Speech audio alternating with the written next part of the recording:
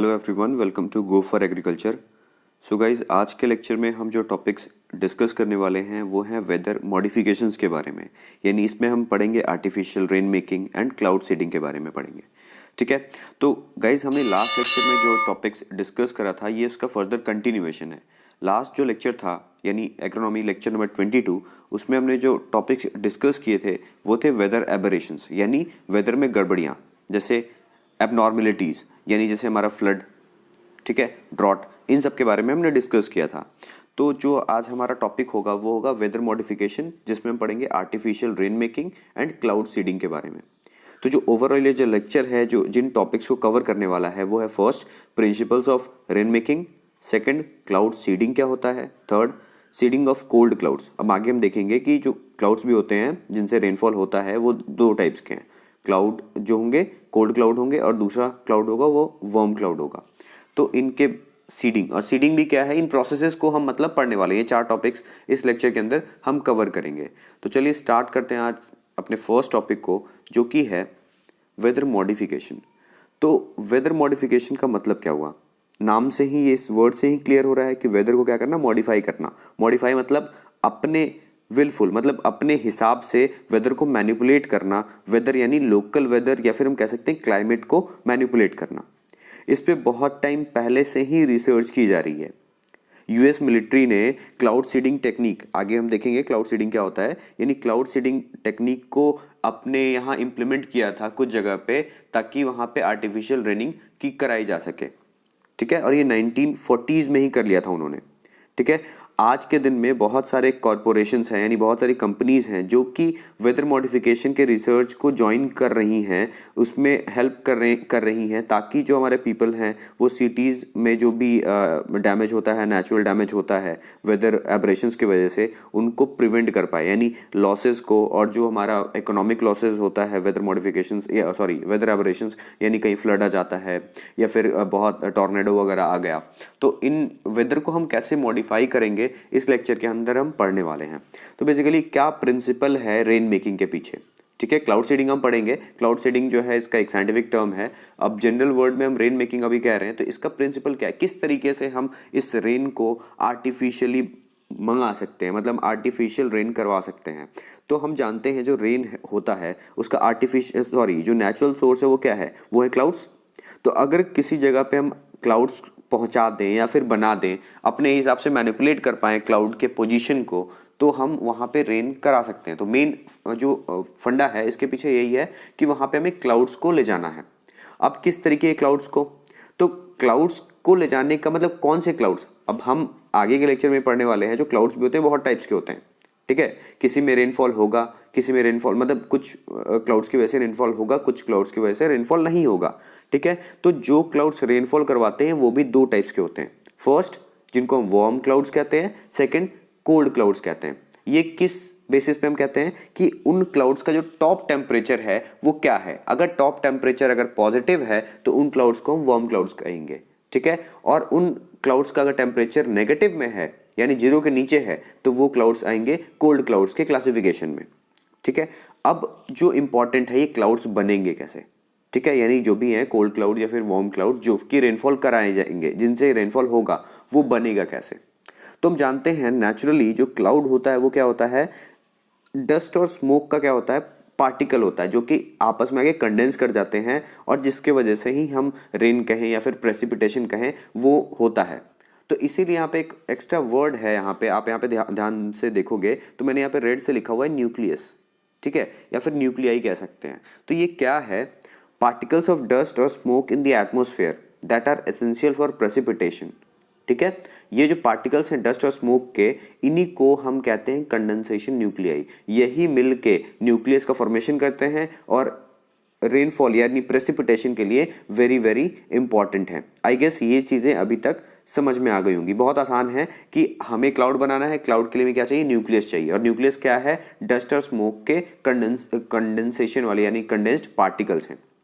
ठीक है, इंपॉर्टेंट बात, जो वार्म क्लाउड हैं वहाँ पे जो क्लाउड का जो वार्म क्लाउड जिन न्यूक्लियाई से बनेंगे उसमें मटेरियल जो होना चाहिए वो हाइग्रोस्कोपिक नेचर का होना चाहिए। हाइग्रोस्कोपिक नेचर कहने का मतलब है जो वाटर को क्या कर सके, रिटेन कर सके। ठीक है। हाइग्रोस्कोपिक नेचर मतलब क्या, वाटर को पकड़ना, होल्ड करके रख सके, ठीक है। और जो फाइनल जो बात इस प्रिंसिपल ऑफ रेन मेकिंग से हमें समझ में आ रही है कि न्यूक्लियस नीडेड है फॉर प्रेसिपिटेशन, ठीक है। और चाहे वो किसी तरीके का क्लाउड हो, चाहे वो वार्म क्लाउड हो, चाहे वो कोल्ड क्लाउड हो, उनमें हमें न्यूक्लियस चाहिए। और न्यूक्लियस जो है वो जिस मटेरियल से बन रहे हैं उनका हाइग्रोस्कोपिक अगर नेचर हुआ तो वो वार्म क्लाउड्स बनाएंगे, अगर उनका हाइग्रोस्कोपिक नेचर नहीं हुआ तो वो फिर कोल्ड क्लाउड्स बनाएंगे, ठीक है। आई होप ये चीज़ें भी अभी तक समझ में आ गई होंगी। अब जो हमारा नेक्स्ट टॉपिक है वो है क्लाउड सीडिंग। यहाँ पे बहुत तरीके से इसको समझना है क्लाउड सीडिंग होता क्या है। क्लाउड सीडिंग जो है एक टूल है, ठीक है। किस लिए, mitigate the effects of drought, drought के इफेक्ट्स को मिटिगेट यानी पलटना, या फिर कह सकते हैं उसके जो ड्रॉट के जो नेगेटिव इफेक्ट्स हैं उसको क्या करना, कन्वर्ट करना, या फिर उसको जो हमने ड्रॉट का जो इफेक्ट होता है नेगेटिव होता है उसको न्यूट्रल पे ले आना, या फिर उसको पॉजिटिव तरफ कर देना, ठीक है। अगर मैं नॉर्मल लैंग्वेज में बोलूं तो ड्रॉट का जो नेगेटिव इफेक्ट था उसको खत्म कर देना। तो ये क्लाउड सीडिंग का क्या है, फायदा होता है। तो cloud seeding is one of the tools to mitigate the effect of drought. It is defined as a process in which the precipitation is encouraged by injecting artificial condensation nuclei। इसका मतलब ये हुआ कि हम क्लाउड सीडिंग में क्या करते हैं, प्रेसिपिटेशन करवाते हैं, कैसे, न्यूक्लियाई से, और उस न्यूक्लियाई को क्या किया जाता है, आर्टिफिशियल कंडेंसेशन न्यूक्लियाई जो है इनको हम क्या करते हैं, स्प्रेड करते हैं एटमॉस्फेयर में, ठीक है। तो अगर हम क्लाउड सीडिंग के हिस्ट्री के बारे में बात करें तो मतलब क्लाउड सीडिंग कब से की जा रही है, तो क्लाउड सीडिंग जो है सबसे पहले एक्सपेरिमेंट जो है किसी एक साइंटिस्ट ने किया होगा, ठीक है। जनरल इलेक्ट्रिक साइंस से ये चीज़ें डेवलप की जाती हैं, ठीक है। तो क्या है, cloud seeding experiment was started with the work of a scientist from General Electric name as Vincent. Vincent ने ये एक्सपेरिमेंट सबसे पहले क्लाउड सीडिंग का किया था, जिसमें उन्होंने पाया कि आइस क्रिस्टल जो होता है ना वो प्रेसिपिटेशन को इंड्यूस करा सकता है, यानी कि प्रेसिपिटेशन होना है, अगर वहाँ पे आइस क्रिस्टल है तो वहाँ पे प्रेसिपिटेशन जल्दी इंड्यूस हो जाएगा। लेकिन आइस जो क्रिस्टल्स हैं वो हेवी होते हैं, बहुत लंबे दूर तक हम उनको एटमॉस्फेयर में या फिर कहीं पे ट्रांसपोर्ट नहीं कर सकते हैं, तो इसीलिए उसका हमने एक सब्स्टिट्यूट ढूंढा, सिल्वर आयोडाइड। सिल्वर आयोडाइड का भी सेम प्रॉपर्टी है जैसे एक आइस क्रिस्टल का होता है, तो वो कंपाउंड जो है उसका सिमिलर प्रॉपर्टी है, तो उसको हमने एज ए सब्स्टिट्यूट यूज कर लिया आइस क्रिस्टल का, ठीक। तो अब ये एक्सपेरिमेंट जो है 1970s में इसको कंटिन्यू किया गया सिल्वर आयोडाइड यूज करके, ठीक है। लेकिन इसका जो यूज़ है लोगों को समझ में नहीं आया और उसका जो रिजल्ट है वो प्रॉपर नहीं मिला, तो उस एक्सपेरिमेंट को वहीं पे रोक दिया गया। लेकिन आज का जो इन्वायरमेंटल कंडीशन है, फार्मर्स को भी वेदर जो है बहुत परेशान करने लगा है, लॉसेस होने लगी हैं इस वेदर की वजह से, तो क्लाउड सीडिंग क्या है, बहुत इंपॉर्टेंट हो गया है, ठीक है। तो क्या है, आर्टिफिशियल कंडेंसेशन न्यूक्लियाई को हम एयरक्राफ्ट या फिर सुटेबल किसी मैकेनिज्म के थ्रू हम जहाँ पे रेन करवाना है वहाँ पे क्या करते हैं, स्प्रेड करा देते हैं, ठीक है। अब जो रेन ड्रॉप्स हैं उनका जो वेट होता है वो क्या होता है, बहुत हैवी होता है क्लाउड ड्रॉपलेट से, मतलब जो क्लाउड्स के अंदर जो ड्रॉपलेट स्टोर्ड हैं और जो रेन ड्रॉप्स हमारे पास नीचे आते हैं उनमें से रेन ड्रॉप का वजन क्या होता है, हैवी होता है। तो यानी हम जो क्लाउड में जो ड्रॉपलेट को स्टोर करेंगे वो ऐसे मटेरियल पे स्टोर करेंगे जो कि वाटर को होल्ड कर सके और कम कम वाटर को होल्ड करे, ठीक है। तो वो हाइग्रोस्कोपिक मटेरियल होता है जो कि वहाँ पे क्लाउड के अंदर वाटर को होल्ड करके रखता है, और इस मैकेनिज्म को हम कोल्ड क्लाउड्स और वार्म क्लाउड्स दोनों के लिए यूज़ करते हैं, ठीक है। अब इम्पॉर्टेंट बात आता है कि इसका मैकेनिज्म क्या है, ये कैसे वर्क करता है, ठीक है। Cloud seeding involves the use of water absorbent material to increase the formation of clouds, ठीक है, सबसे पहला बात। दूसरा मतलब clouds and rains, so that there could be increased crop production in areas where there is little water, जहाँ पे पानी की कमी है वहाँ पे हम इस तरीके का क्लाउड सीडिंग करते हैं। This practice has already been implemented in some areas, Texas में, ठीक है, UTAH उताह कोई एक रीजन है वहाँ पे भी इस चीज़ का हम पहले यूज़ कर चुके हैं, मतलब क्रॉप प्रोडक्शन के लिए आर्टिफिशियल रेन का, ठीक है। लेकिन इफेक्टिवनेस जो है क्लाउड सीडिंग का है वो अभी तक प्रूव नहीं कर पाए हैं कि बहुत ज़्यादा इफेक्टिव हो रहा है, ठीक है। और हम किसी भी नेचुरल चीज़ से छेड़छाड़ कर रहे हैं तो कभी ना कभी वो हम पे बैड इफेक्ट भी शो करेगा, इसीलिए इसको बहुत ज़्यादा तवज्जो नहीं दिया जाता है। आई होप ये चीज़ें समझ में आ गई होंगी। अब हमारा जो नेक्स्ट टॉपिक है वो है एप्लीकेशन ऑफ क्लाउड सीडिंग। ये बहुत इंपॉर्टेंट टॉपिक है। एप्लीकेशन क्या है, सबसे पहले मतलब एप्लीकेशन मतलब यूज़, क्लाउड सीडिंग का यूज़ कहाँ कहाँ कर सकते हैं। फर्स्ट, इंक्रीज इन प्रेसिपिटेशन, मतलब अगर हमें कहीं पे रेनफॉल या फिर प्रेसिपिटेशन स्नोफॉल जब बढ़ाना है कहीं पे तो उसके लिए।